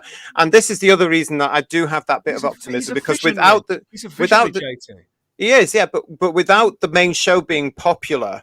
And this is why the casting of the main character now of the Doctor is going to be vital. That's make or break. And I do believe that if they get that wrong, that universe is not going to happen. And I think they'll understand that as business people. They have to have the right casting. They have to have the right look at the show. They have to have the right stories. They have to make Doctor Who big again in order to spin off. And I don't think necessarily going back through 50 years of history is the right way to go. Create new shows with new characters. You can have new cartoons. You can have new spin-off shows. And you know, I think that's where Russell will probably be coming from, because if he's possibly, and with the independent now production of BBC Studios and Bad Wolf, that could get there eventually, where you do have a Marvel or Disney style channel, which is based not only just off the repeats of things that have gone on in the past, but of brand new content. And let's hope, fingers crossed, with what Russell has said before about, I can't understand why the BBC aren't going down that route, that they've now understood the reason you can't go down that route, because the show's in the toilet. You've got to bring it back. Russell, Jane, Julie, you've got to bring it back as the most popular show that it was before. Get the casting right, please. I beg you. And when you look to the fact that the BBC are making movements all the time through BBC Studios in alignment with the iPlayer to make the iPlayer the place where the most prestigious shows will premiere, I think that could end up being very much in the equation with Doctor Who. Maybe not initially, but Bodyguard, all 3 episodes of that were up on iPlayer. Yeah, they were. Right away from day one, weren't they, Ian? Mhm. And Yes, they were. Even though they ran over the 3-week period on television, all 3 episodes still got a good rating. It didn't seem to affect the overnight ratings because the iPlayer and streaming. There's a crossover, obviously, but largely sort of attracts different people. And so I think Doctor Who could potentially... I just think that we are now looking at people who have vision, who have that international eye, who have the facility to deliver this robust product. And the BBC have a second bite at this cherry. Well, they better not mess it up. That's all I can say. Yeah, but if you look at that lovely picture we've got there from the Stolen Earth, had they been in the position when this was going out, can you imagine, had Russell and Julian, had they been in that position, they could have had this whole thing already there before. There could have been a whole Doctor Who flavoured channel, if you like, which would have been devoted to the Doctor's adventures, the Sarah Jane adventures, the ongoing stories of Torchwood, Martha's adventures. God knows what else would have come after it. Monsters, the Daleks could have had their own series. We could have seen the Underworld version of the Silurian. Who knows where it could have gone, but it didn't. And as you say, Dan, now is the second, but they've got to get the casting right of the Doctor. They've got to make sure that we're all in on this. Yeah, and it's the whole flavour of the show as well. I mean, the biggest damage Chibnall has done, apart from the gender swap, is he's taken away the mystery. Yeah. The show is called Doctor Who. Yeah. They seem to have forgotten about that. Well, do you know the brilliant thing about that story is you can forget that because no buggers watched it. Well, I don't know whether he might. I don't know whether he might feel he needs to retcon that retcon. If you just know what I mean. You don't reference it. He never referenced the half-human thing when he brought the Doctor back after Paul McGann. Yeah, but you're talking. Yeah, but JT, you're talking about one single film. We're talking about how many doesn't matter series is that, and that's matter. Entrenched in it more so than the only for thing, fandom. Only for fandom, for the public. And again, I'll always go on about the public. It's not resonated because no buggers watched it. It's getting 3 million viewers. It's going to possibly get less this time round. I know. Type 40 Live. Even though a lot of people haven't watched it, they're aware of it, though. They're very aware of it. Fans are aware of it because, yeah, but if you look at the announcement, they're aware of the fact because there was a big fuss made. Here's the first female Doctor, blah, blah, blah. It's now, however, become rather blasé, hasn't it? Because now we're also getting to talk about the first female James Bond, the first female Captain Kirk, the first female Luke Skywalker, whatever it's going to be. The thing is, if I was in charge, I agree, JT, if I was in charge of, if I was Russell T, I would just ignore that whole era and won't mention it at all. Completely not mention it until I have to, I guess. But don't forget, the Bad Wolf tweet said the all new Doctor Who. Now, to me, that suggests they're distancing themselves in a polite way. Yeah. Do you not agree? I agree. They won't say that last era is bad at all, will they? They won't say it. Well, they can't because, again, it's showbiz professionalism. Yeah. And somewhere along the line, I doubt it, but somewhere along the line, they may want to work with everybody together. But we can. We can say it. But we can say it as fans, and we all have been as fans, but they've got to remain tip of the hat, very British. Yeah. And I think that's what they've done. But it is that bit there, all new Doctor Who. It does suggest to me that they're distancing themselves already.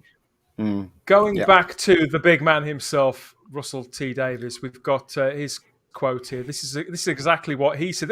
A quote from Russell T Davies today. "I'm beyond excited to be back on my favourite show," he says. There's a whole series of Jodie Whittaker's brilliant Doctor for me to enjoy with my friend and hero Chris Chibnall at the helm. I'm still a viewer for now, but that's again a generous little statement. But I'm beyond excited to be back on my favourite show. I think that is so simple, so from the heart. And I can't wait to see what he comes up with. I figured it out, Dan. I figured it out. What if Russell is the Doctor and is finally putting into motion his evil plan from the 5 Doctors? And he's going to be there and he's going to go, Kildare. Maybe. Oh, I hope he gets rid of all that camp nonsense. I really do.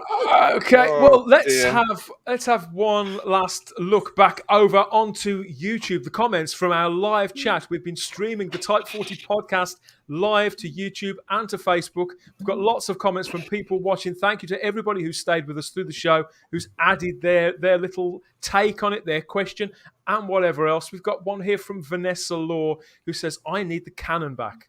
or I'm not sure it will work for me. I have an open mind, though. You never know.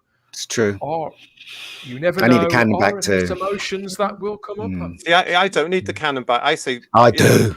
Well, sometimes I sometimes think we wouldn't be in the mess we're in today if Russell had the balls back in 2004 to say this is Doctor One, Day One, because it wouldn't have mattered then if they cast a woman, because it wouldn't have had any correlations before to the years that got the 26 previous years in the classic series, because it was a brand new version. That's true. It might actually happen this time. Who knows? But Who knows? Exactly. Who knows? But we'll just have to wait. But there you go. And he did ditch the canon originally as well, because he brought in the Time War to get rid of everybody, which was classic. But there's those two options there. Well, again, we have to wait. We have a comment here from Crimpling Doubloon too, who's thinking back again to the original Russell T Davies era. I hope Russell will settle the problem of how much the human race now knows about the existence of aliens. Again, I think we can all have our individual hopes, can't we? And wants of the series when Russell does come back. I would caution again that I wouldn't expect this to be kind of a serious 4B that'll slot in there either narratively or creatively. I don't think Russell will be hung up on any of this. I don't think he'll wipe off the Time Lords again, for example, and start another war. I don't think he'll go back there at all. He won't repeat himself now. Very different. I don't think he'd be interested in doing that. Can we have a Nissa series now, played by Maisie Williams as Terry on Tuesday? See people coming through already with their wish lists. But a great many more do have the simple plea for just give us good stories, just like Daniel Edwards, who's watching on YouTube too. More than ever, we just need escapism. Just give us escapism. Yeah. That's all we want. Well, this is the thing that's coming through on social media as well. I mean, it's very, very... Can I go through a couple of the things I've seen on social media? Please do. Have we got time? Because it's very... as this conversation is... so I'm going to try and balance this up because it's extremely mixed, just like we are right now. And there's an element of excitement, but there's an element of wariness. BBC Studios, Bad Wolf Productions, if you're watching, we're not saying that we're not behind this. We are wary. And I'm sure you'll understand why the fan base is wary. These are genuine comments harvested from social media that you found from people in the fan base. Since about 3:15 when I've seen this. So basically, the first thing, it is delusional to think Davis is going to save this show. Bringing him back is just a signal that nobody at the BBC has figured out their mistake in taking the show ultra woke. Nothing short of a total restart will now fix the train wreck of the thing they're now daring to call Doctor Who. What a spectacular failure Chimbal's has been to cause the BBC to make this desperate move. I really like this idea. Russell is a brilliant writer and he'll probably be bursting with new ideas. Just don't let him do it for 5 years this time. Bad move. That was an interesting one. There's another one here that's gone on to say, I'm really worried about this. Seriously worried. Can't the BBC understand that they should have let someone else have a go? Interesting. Another one here. He may be responsible for bringing Doctor Who back really well in 2005, but it's no longer 2005. And he's partially responsible for the drivel it has become. Keep him far away, I say. So that's interesting. Oh dear. So there is that. But I can understand because we are wary. I actually can understand that. I'm going to be on the fence myself until I know the casting, as I say, right there in the middle. We've got other things here. Looking forward to how Russell will take this forward, bring on 2023. What a great way to start the anniversary year. And we've still got 2 more years of drivel left to watch. Somebody here, this lady's saying, I'm not going to watch Doctor Who now until 2023. Excellent news for Doctor Who fandom. Welcome back, Russell. Can't wait to see where you're going, which is very interesting. And then because there's been lots, I'll just give you a couple of last ones here. Katie Manning official, the lovely Katie Manning. Wow. Well, what's simply amazing, exciting news that Russell Davies 63 is returning to Doctor Who. We've got also the gorgeous Louise Jameson. Just a timey-wimey bit thrilled. Very interesting how some of these actors that have remained quiet over the last few years will come out. I've checked some of the other tweets from some of the other actors. There's nothing at this time. And then tying in with show, we mentioned a chat we mentioned a couple of weeks ago. Ian Levine has tweeted, whatever rumors I had heard, I now could not be more happy. I utterly hated, despised, and loathed Chibnall's era. Orphan 55 and Praxeus. Yeah. I didn't watch it, Facebook, because I have no idea. He puts those in. I only liked one episode, Fugitive of Jadoon. The rest were crap. I celebrate the return of the wonderful Russell. Now I can love Doctor Who again. And we'll end on that as a bit of a... Yes, a nice one to end. Nice words there from Ian. And the chat over here watching us live on YouTube continues to be mixed. And people, I think that we have definitely stimulated further thinking here. We've got Raymond Williams. That's what we're here to do, isn't it, Dan? That's what we do. We are the voice of Doctor Who common sense here on the Facebook Live and Tech 40 Live and Tech 40 podcast. That's it. Fingers crossed. We've got Raymond Williams here watching on YouTube and says, compared to where we were 24 hours ago, this is great news. I thought it was dead. Now it's going to continue with a great writer, probably overseeing his successor. That's an interesting point. I think that's a very no pressure. Russell, no pressure. Very likely prospect. I don't think it is, because they've done now, haven't they? They've gone.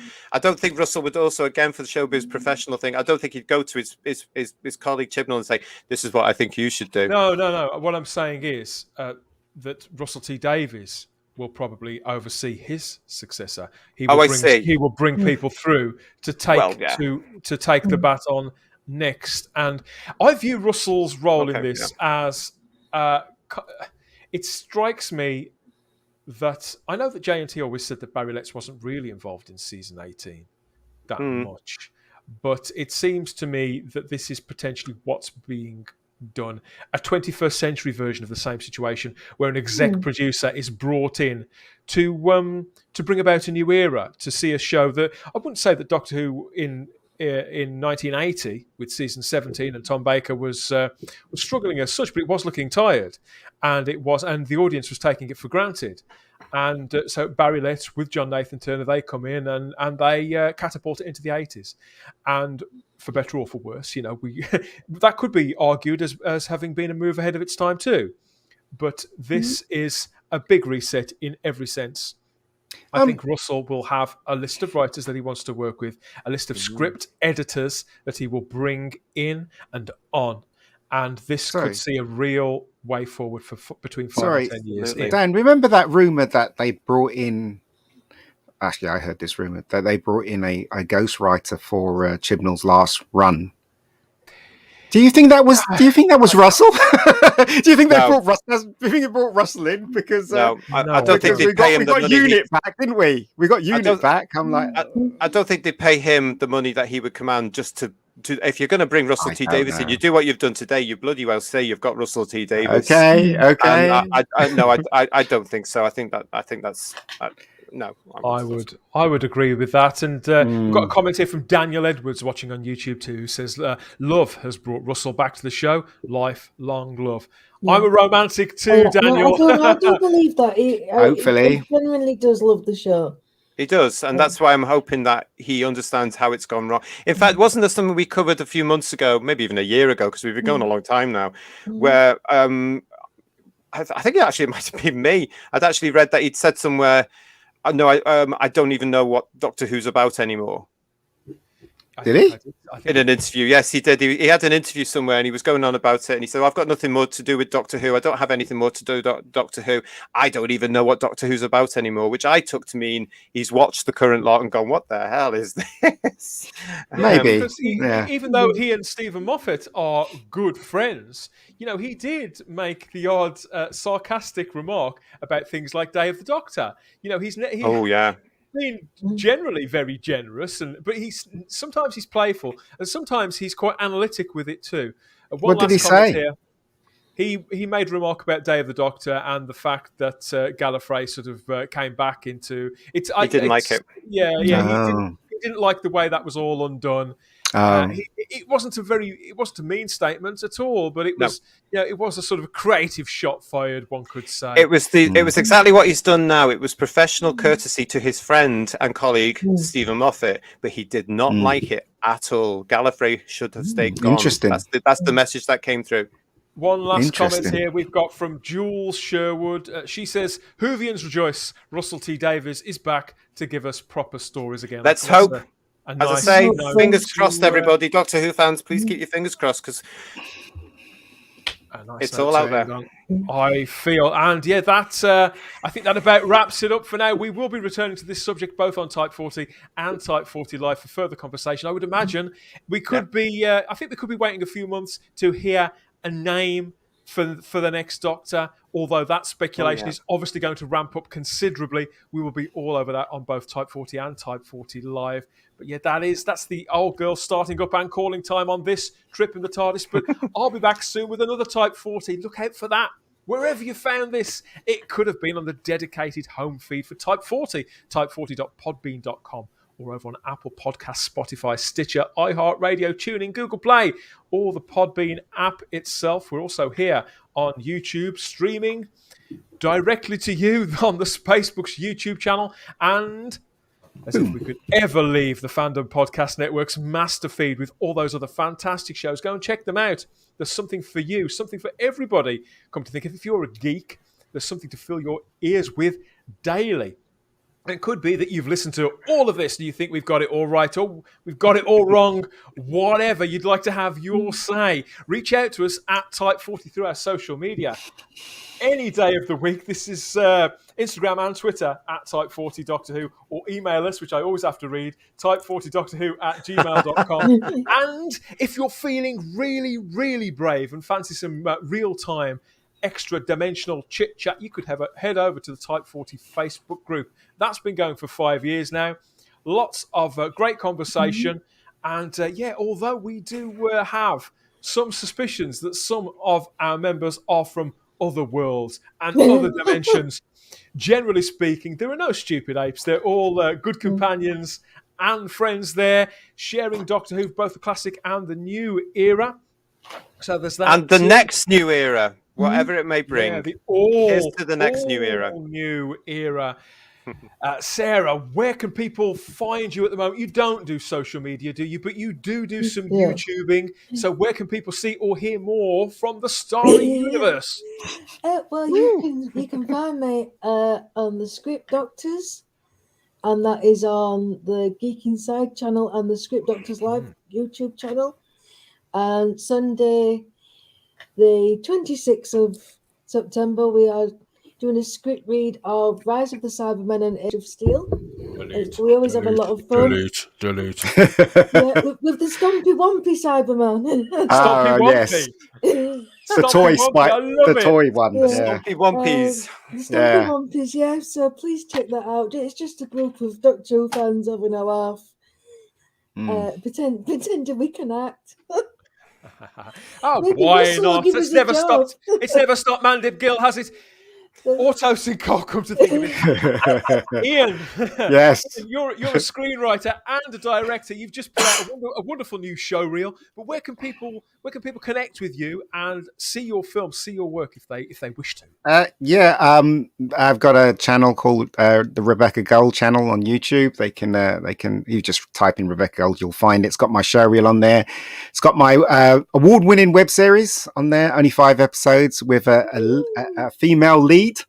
Done right, in my opinion. And they can see me on, they can also connect with me on Twitter, which I'm looking it up. Oh, Jesus Christ. Sorry. I can't even remember it's sorry, at Ian David Diaz, the Mega Geek. So you can find me on Twitter. I had to look it up. That's terrible, isn't it? But yeah, you can find me on there. You can also find him anywhere they sell Cornettos. That's right. Absolutely. Absolutely. Anywhere they sell food, to be fair. I know, well, that's true. Addicted. See, they love me. JT, yes. Do you do social media? But you have got another gig, haven't you? You're a bit of a DJ. So do you want to plug anything while you're here?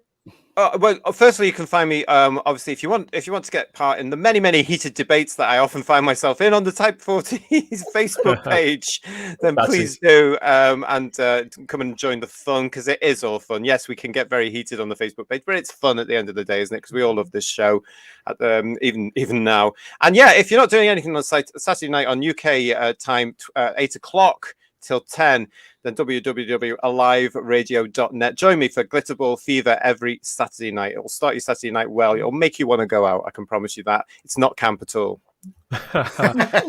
Fabulous. Fabulousness guaranteed. And you can find me on Twitter and Instagram as The Spacebook, where I'm wheezing and groaning, posting and sharing, or sometimes just rambling. It's my age, I'm afraid, about all things geeky. That's inside and outside of the TARDIS. Come and connect and say hello. And yeah, let us know what you think of the show. And Please, yeah. whether you're over on Twitter or on Instagram or on Facebook, come to think of it, just come and get in touch, get involved, like and share the content, share it along to the other Whovians in your life, and leave us a comment too, and we'll get back to you with our thoughts. Let us know some feedback, whatever else, and maybe we'll follow up on some of the things that you suggest in the past. But yeah, that does wrap it up for now. Thank you to everybody who's watched us live, who's contributed to the show. Yay, thank you, Spacebookers. I think we're all generally on the same page, because at the end of the day, we all want the best, don't we? We all want the very, very best for Doctor Who going forward. But that's it for now. My thanks to Starry-Eyed Girl Sarah Graham, to Ian the Mega Geek David Diaz, and to JT. But that is it this time. We always have the time if you have the space here at Type 40. Tell you what, doesn't the time vortex it looks a little bit brighter now, I think. Yeah.